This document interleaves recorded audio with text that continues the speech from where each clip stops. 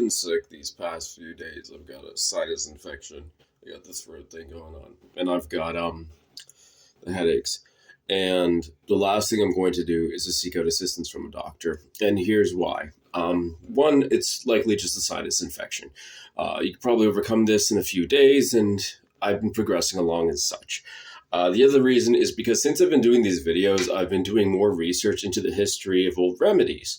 And some old remedies, like the remedies for depression, like, for example, like in the 1900s all the way to the 1960s, most of the new cures for depression were things like the rest cure. There were things like getting more exercise. There were things like going out there, finding a new hobby, meeting new people, engaging more in your hobbies, things like this. And in a lot of cases, if you've ever been down, then you start doing these things. These things can actually really, I wouldn't say cure your depression, but help you through a lot of the harder parts of it. But if you look into the 1960s, all the way through to the current modern era, it's drugs, drugs, drugs, drugs, drugs.